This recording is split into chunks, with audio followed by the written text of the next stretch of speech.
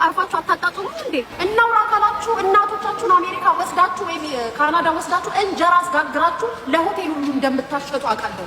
በዚህ ቪዲዮ ምክንያት የግድያ ዛቻ እየደረሰባት ይገኛል። የዛሬ ውድድር እንደተመለከታችሁት ቀድሞ ተገምቷል።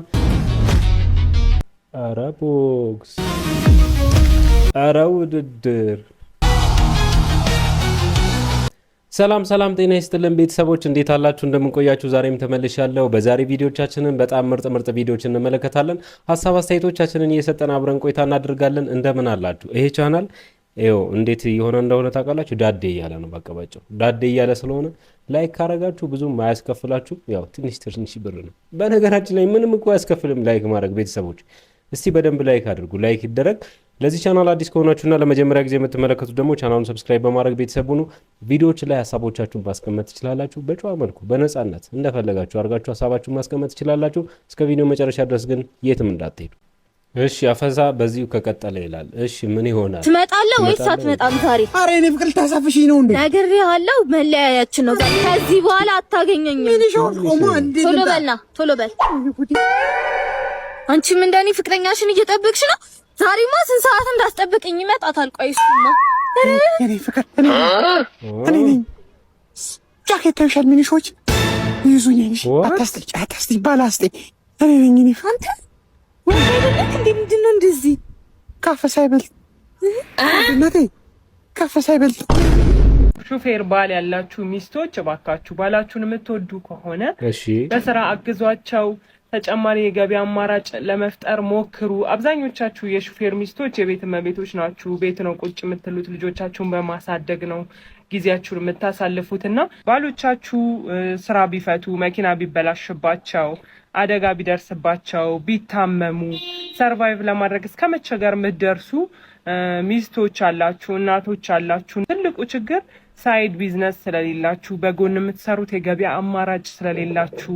የገበያ አማራጭ ቢኖራችሁ ግን ባሎቻችሁ ቢታመሙም የስራ ረፍት ቢያደርጉም አትቸገሩ። ስለዚህ ባሎቻችሁን የምትወዱ ሚስቶች ገንዘብ ቆጥቡ፣ ሌላ ሙያ ተማሩ። ድንገት እንኳን የሆነ ችግር ቢፈጠር የምታመልጡበት የገቢ አማራጭ ፍጠሩ እባካችሁ። የሆነ ስቶሪ ሰምቼ ነው። አሁን ሹፌር ነውና ባሏ ስራ ፈቶ የቤት ኪራይ መክፈል አቃታቸው፣ ልጆች ምግብ የሚበሉት አጡ የሚል ነገር ሰማሁኝና ለምንድን ነው ቆይ የሹፌር ሚስቶች ሲሆኑ አብዛኞቹ የቤት እመቤት የሚሆኑት ለምን ተጨማሪ ነገር መስራት አልቻሉም ብዬ አሰብኩኝ። አብዛኞቻችሁ የከባድ መኪና ሹፌሮችም ሚስቶቻችሁ ወጥተው እንዲሰሩ ምናምን አትፈልጉም፣ አትፈቅዱም። እንደዛ ባይሆን ሚስትህ ምንም ቢሆን ልጆች ማሳደግ ቢበልጥም እንኳን ተጨማሪ ስራ እንዲኖራት ፍቀድላት፣ ቢዝነስ እንድትጀምር አግዛት፣ ሙያ እንድትማር አግዛት። የምታመጣው ገንዘብ በቂ ስላልሆነ ልጆቹን ቁጭ ብላ ታሳድግ ምናምን ብለህ አታስብ። እኔ ግን የሹፌሮች ሚስቶች ብቻ ናቸው ባሎቻቸውን ማገዝ ያለባቸው የሚባል ታሪክ አይሰራም። ለምን በተለይ ኢትዮጵያ ውስጥ እየኖራችሁ የሹፌር ሚስት ብቻ ናችሁ የምትሉት ማገዝ ያለባት ሌሎቻቸው አሪፍ ገቢ ያላቸው ማለት ነው። ይሄ ነገር አይሰራም። ሁላችንም መታገዝ አለብን ብዬ ለመብቴ ስከራከር ማለት ብቻ እንደዛ ይመስለኛል። እና የሹፌሮች ብቻ አይደሉም፣ በጣም አብዛኛው የቤት እመቤቶች ናቸው። እንደውም እንደ በቃ ከወለዱ በኋላ እንደ ማለት ያስገድዳቸዋል እናትነት እና በቃ በዛው ስራ አቁሞ ምናምን እና ሰው የሆነ ላይፍ ስታይላችን መቀየር ያለበት ይመስለኛል። አንድ ሰው ብቻ ሰርቶ መኖር በተለይ አዲስ አበባ ውስጥ ኧረ አይታሰብም ጎበዝ። እስቲ ያላችሁበት እንዴት ነው? ከባልና ከሚስት ጋር እኩል ትሰራላችሁ ወይስ አንተ ብቻ ነው የምትሰራ? የምትለፋ ከሆነ ወንድም እኔ ነው ድግስ ነው የሚለው። ኦኬ አውደ ዓመት ደስታ ነው። ያዝልኝ ያንተ ይለያል። እሺ ኖ ልሰጥሽ ነው። እንዴት አለ ዛሬ ከማን ጋር ነኝ? ከኤምጂ ጋር ነን። ትናንት ዛሬ ቢሆን ነገ መቼ ይሆን ነበር?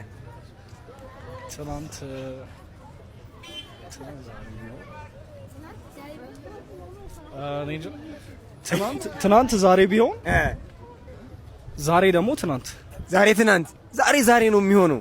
ምክንያቱም ትናንት ቀለል እናድርገው። ጉድ ሞርኒንግ በእንግሊዝኛ ምንድን ነው? ጉድ ሞርኒንግ ነው።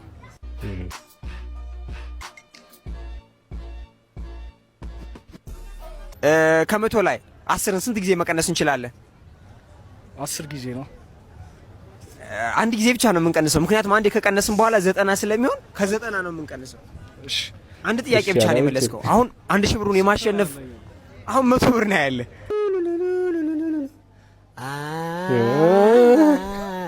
ከፍተህ ብትጨፍርበት ደስ የሚል ባህላዊ ሙዚቃ የምን ባህል ነው? እኔ ሁሉም ደስ ይላል። ደስ እያለኝ ምን ዝፈን? ድግስ ነው የሚለው። ኦኬ አውደ ዓመት ደስታ ነው። ያዝልኝ ገብታል። እሺ ስጠኝና ልሂድ እንጂ አመት ፈልጎ 12 ወራት ማለት ነው። ልሰጥሽ ነው። ስለዚህ የምን ከልቸር ሙዚቃ ነው የሚመች? ሜቢ ትግርኛ። ስለዚህ የትግርኛ ቆንጆ ሙዚቃ በስፒከር ንክፈትና አብረን እንጨፍር።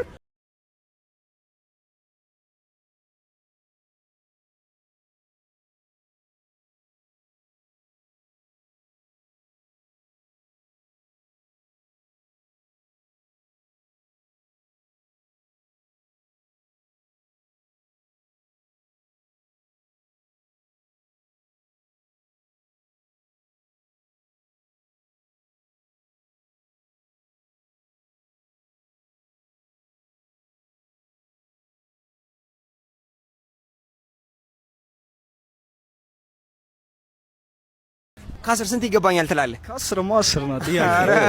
እሺ ከ10 ስንት ይገባዋል ኬሮግራፈር ሮባ? እኔ ከ10 ስንት ሰጣለሁ መሰለህ? ከኛ እንቅስቃሴ አንፃር እኛ የሰጠንን በመቀበልህ 5 ተቀብለሃል። 5 ከዛ እኔ ደግሞ 1 ስለመለሰ 6 አረግለትና 600 ብር ያሸንፋል። 1 2 3 ኤት አባቱ የዴዴት አሸንፏል። ቴንክ ዩ ብሮ ባይ። ሰዎች በጣም ያሳዝን ዜና ነው የሰማሁት ዛሬ። አንዲት 12ኛ ክፍል ተማሪ ማትሪክ አልመጣልኝም ብላ ራሷን አጥፍታለች። ጉዳዩ ያጋጠመው ሲዳማ ውስጥ ሲሆን ይሄ የምትመለከቱት ወንዝ ውስጥ ነው እንግዲህ ራሷን ከታ ራሷን ያጠፋችው ነው። በጣም ያሳዝን ዜና ነው። እናም ኤግዛክት ቦታው ሲዳማ ክልል በንሳዳዬ ወረዳ አካባቢ ላይ ቦኖራ የሚባል እዚህ ወንዝ ውስጥ ነው እንግዲህ ራሷን አጠፋችው። እንዳልኳችሁ ማትሪክ አልመጣልኝም ብላ ነው እንግዲህ እቺ ልጅ ራሷን ያጠፋችው። ለቤተሰቦቿ ለወዳጅ ዘመዶቿ በሙሉ መጽናት እንመኛለሁ። በነገራችን ላይ የዓለም ፍጻሜ አይደለም። ውጤት ከሰማ በኋላ አባቴ ስነግረው ትላለች እቺ ደግሞ ይመስላል መሪያ በጥሩ ሁኔታ ደስ ብለኛል። አረስቲ ስትፈተን ይናባት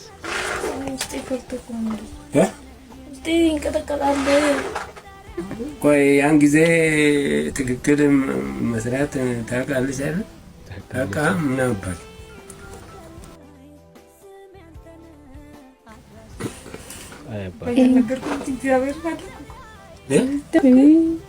ምን አለፍኩኝ ለቀቁ ማርያም ነው ደብቄ ነው ማርያም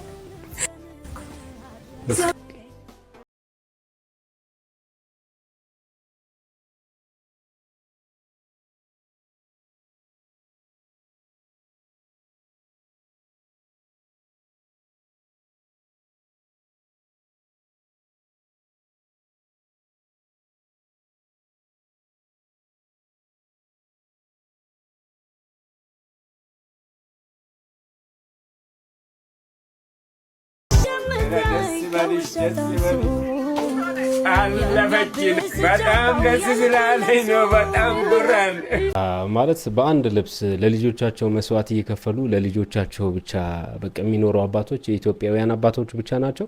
የምር ክብር ይገባቸዋል የኢትዮጵያውያን አባቶች። እስቲ በዚህ አይነት ላይፍ ካለፋችሁ ወይ ደግሞ እንደዚህ አይነት አባት ካሳደጋችሁ ያላችሁበት ቦታ ትልቅ ደረጃ ነው ብዬ አስባለሁ። በቃ ሁላችንንም እንደዚህ አይነት አባት ለመሆን ግን ያብቃ። የምሬን ነው። ከወለዳችሁ በኋላ መቼስ ከንብረት የበለጠ ልጅ ይበልጣል አይደለም ይባላል፣ የወለዱት እኛ ስለማናውቀው። ሌላኛው እንግዲህ የዛሬ ውድድር የቦክሱ ጉዳይ ነው። ቦክሱ ጋር ተያይዞ እንግዲህ በጣም መነጋገሪያ ጉዳዮች ወጥተዋል። የውድድሩ አሸናፊና የተሸናፊ ጉዳይም በጣም አስገራሚ ሆነዋል። ከወዲሁ ደግሞ በጣም የሚታወቅ ነገሮች አሉ። የሚታወቁ ነገሮች ከሆኑ ምን ይፈጠራሉ የሚለውንም ጭምር ከቦክሱ ጋር ተያይዞ አንዳንድ ነገሮች እናያለን። እስቲ አብረን እንመልከት። ሀሳቦቻችሁን ኮሜንት ላይ አድርጉ። አሁንም ሀሳብን አልቀየርክም። ድግምት አሰራብኝ ስትል ሰማሁ ሴዶ እኔ እሱን ሰምቼ ልብ ያለቀ ነዶ እኔ እሱን ሰምቼ ልብ ያለቀ ነዶ አንዴ ጀምረሃል እኛም ደግፈናል ላንጠላ ሴዶ ላንጠላ ሴዶ ተከትለንሃል ትኬቱን ገዝተናል። ተው ሴዶ መሸወድ ይበቃናል።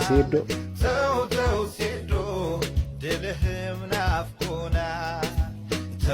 ከቦክስ በኋላ ለምታዩት ሀሳቦቻችሁን ጻፉልኝ ፕሊዝ። ተው ሴዶ ሳታኝ ቋጠው። ተው ሴዶ ላንተ ሲምፕል ነው። ለሴዶ የማይካድ ሀቅ ግን ልንገራችሁ። ሴዶ በዚህ ውድድር ላይ አሸነፈም ተሸነፈም ከግጥሚያው የሚፈልገውን ጥቅም አስቀድሞ በሚገባ አሳክቷል ብዬ አስባለሁኝ። አሁን ላይ ሀገራችን ላይ ያለው የኤምኤምኤ ስፖርት ይህን ያህል መነቃቃት እንዲፈጠር የተመልካችን ልብ እንዲገዛና በጉጉት እንዲጠበቅ ትልቁን ድርሻ የሚወስደው ራሱ ሴዶ ማርሻል ብቻ ነው። የዛሬው ግጥሚያ ከውጤት በዘለለ ሴዶ ካሸነፈ ይህ ስፖርት ይበልጥ እያደገ ተቀባይነቱን በዛው ልክ እየሰፋ ይሄዳል። ሴዶ ከተሸነፈ ግን የኤምኤምኤ ጉጉት መቀዝቀዙ አይቀርም። ምክንያቱም ሴዶ ተመልካችን የሚስብ መድረኩን የሚያደምቅና ውድድርን የሚያጓጓ ሌላ ተወዳዳሪ እስኪገኝ ድረስ ጊዜ ይወስዳል። እርግጠኛ ሆኜ መናገር የምችለው ነገር ቢኖር ግን አዘጋጆቹ ነጌቾ ራሳቸው የሴዶን ማሸነፍ በልባቸው አጥብቀው ይፈልጋሉ። ምክንያቱም ብዙ ስፖንሰሮችን ለመሳብና መድረካቸውን በቀጣይ በተመልካች ዘንድ ተጠባቂ ሆኖ እንዲቀጥል የሴዶ ድል በጣም ወሳኝ ነው። የሆነ ሆኖ ሴዶ አሸነፈም ተሸነፈም በሱ ላይ ምንም የሚቀየር ነገር አይኖርም። ራሱን በህዝብ ዘንድ በሚገባ ስላስተዋወቀ ውጤቱ ምንም ይሁን ምን በህዝብ ዘንድ ከግጥሚያው በኋላ ምን ሊሆን የሚለው ነገር ራሱ በጉጉት እንዲጠበቅ ያደርገዋል። በመጨረሻም ግን እኔ ከዚህ በፊት በሰራኋቸው ቪዲዮዎች ላይ ሴዶ የሚያደርጋቸው ነገሮች ስለማይመቹኝ ሴዶ ይሸነፋል ብዬ አስብ ነበር። እውነተኛው ግን ስሜቴን ግለጽ ካላችሁኝ ጆኒ ያለው ጥንካሬና ልምድ የሚደነቅ ነው።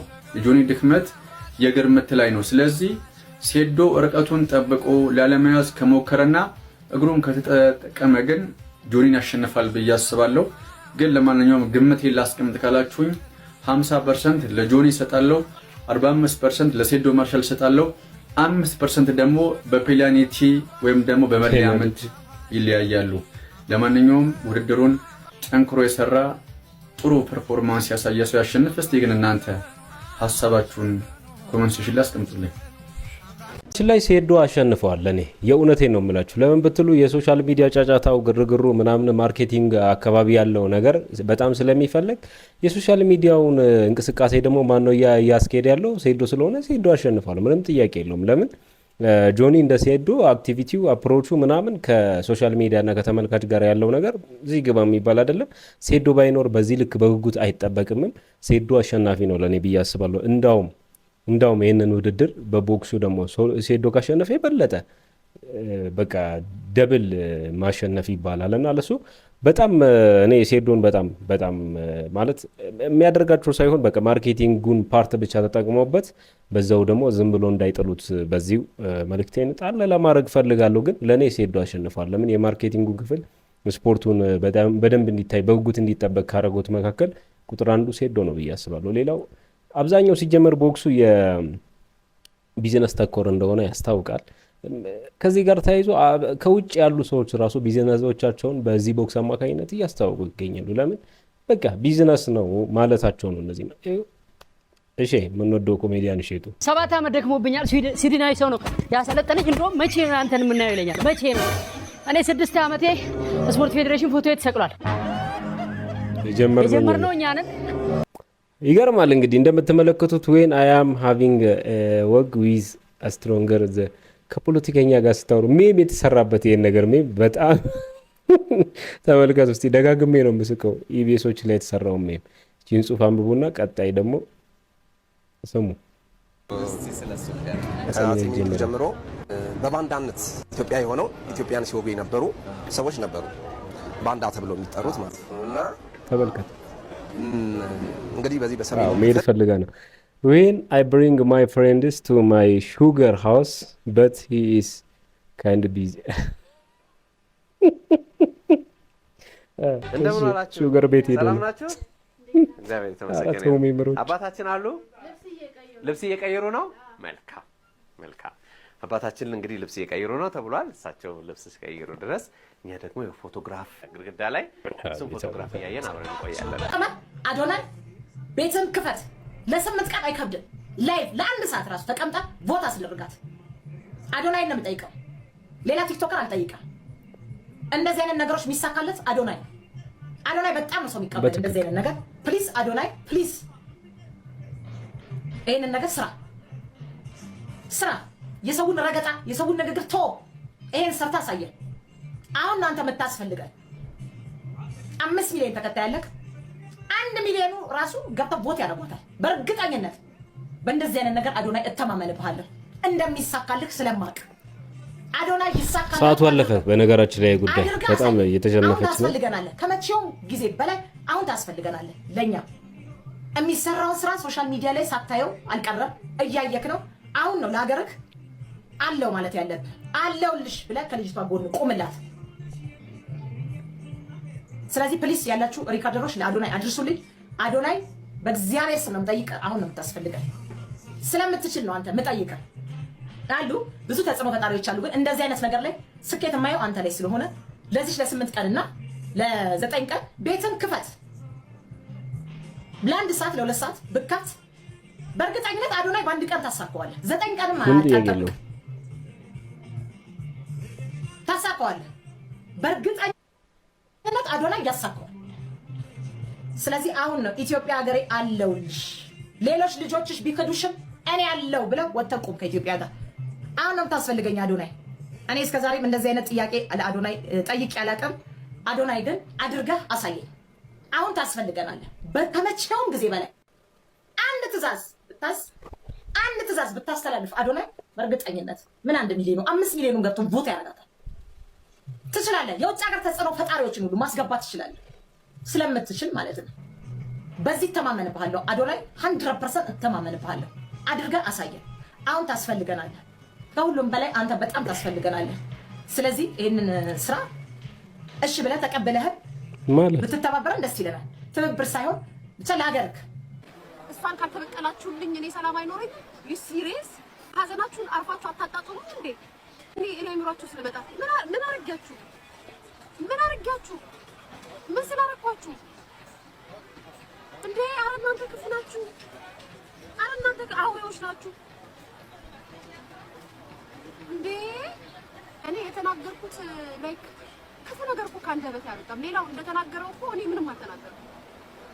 እናውራ ካላችሁ እናቶቻችሁን አሜሪካ ወስዳችሁ ወይም ካናዳ ወስዳችሁ እንጀራ አስጋግራችሁ ለሆቴል ሁሉ እንደምታሸጡ አውቃለሁ። አዋርዳችኋለሁ ከፈለኩ። እናቶቻችሁን ሆቴል ውስጥ አስቀጥራችሁ እንደምታሰሩ አውቃለሁ።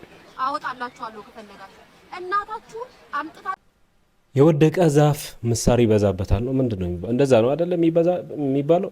በነገራችን ላይ የሴቶች ጥቃት ጎን የምትቆሙ ሰዎች በዚህን ሰዓት ለሊያ ታስፈልጓታላችሁ ብዬ አስባለሁ። ምክንያቱም ደግሞ ይሄ በነገራችን ላይ ቀላል ሚዲያ ላይ የተለመደችው በሌላ ነገር ሊሆን ይችላል። አንዳንድ ጊዜ ደግሞ የግድያ ዛቻ ደረሰብኝ የምትለው ሊያ እንግዲህ ከመሬት ተነስታ ትላለች ብዬ አላስብም። ከመሬት ተነስታ ካለች በጣም ከባድ ኃጢአት ነው። ነገር ግን እንደዚህ ዛቻ ካለባት ግን ከሞተች በኋላ ሰዎች እንድረስልሽ ቢሉ እኔ እዚህ ግባ የሚባል ነገር አይደለምና ምን አድርጋ የእውነትን ሊያ ምንም ስለ ሰው ሀዘን እንኳ አስተያየት አልስጥ። ብቻ ከሰሞኑ መነጋገሪያ የነበረው ጉዳይ ነበረ። በጣም የከፋ ነገር የተናገረችው ነገር የለም እና ሁሉም ሚዲያ የሚያወራውን አይነት ነገር ነው ያወራችሁ። ከዛ ውጪ በቃ አንዴ ታፔላ ከተለጠፈባችሁ እሱን ይዛችሁ ነው የምትንቀሳቀሱት መሰለኝ። በጣም ከባድ ነው ነገርየው። እስቲ እንዴት አያችሁት? ብቻ ብዙዎችን ያሳዘነው የትግራይ ተወላጇ የወጣቷን ንግግር ሁላችሁም አዳምጡትና በኮመንት ሀሳባችሁን አጋሩኝ። ራሴን ለመቆጣጠር ግን እኛ ትግሬዎች ይህንን ሁሉ መቻል አለብን። ግዴታችን ነው። የእናንተ ተውት ልንገራችሁ። እኔ የምሸጠው ሻምፖ፣ ሽቶ፣ ቅባት ምናምን እቃዎች ነው የምሸጠው። ግን እንደዛ የዞርኩ ነው የምሸጠው፣ ሰው እየጠየቅኩ ማለት ነው። ኖርማል ነው። ይሄንን የምሰራው ነው። የሰው ግፍ ምንም አይመስለኝም። ለምጄዋለሁ፣ ተገፍቻለሁ፣ ምንም አይመስለኝም በልማድ ምክንያት። አሁን ግን እየጠየቅኩ የሆነች ፖሊስ መጣ። ምንድነው ያሽ ምናምን አለችኝ። ልትገዛ መስሎኝ አይ ሳሙና ምናምን መስሎኝ ንግድ ፈቃድ አለሽ ምናምን አይ ፈቃድ እንኳን የለኝም። መንገድ ላይ ግን ከትግሬ ስለመጣሁ ተቸግሬ ነው መጥቼ መጠለያ ስላላገኘው ወይ ደግሞ ተቀጥሬ እንዳልሰራ ደግሞ ህፃን ልጅ ነች። በነገራችን ላይ ሀገራችን የሁሉም ነች። ፖለቲካውን አላውቅም። ነገር ግን አንዳንድ ግለሰቦች ኢጎ ሊሆኑ ይችላሉ። ያው ልቦና ይስጣቸው፣ ሌላውን ማውራት አያስፈልግም። ብቻ የዛሬ ቪዲዮቻችን እነዚህን ይመስላሉ። ሀሳብ አስተያየቶቻችሁን ኮመንት ላይ ማድረግ እንዳትረሱ። ቪዲዮ ላይክ አድርጉ። ቀጣይ በምርጥ ቪዲዮ አገኛቸዋለሁ። ፒስ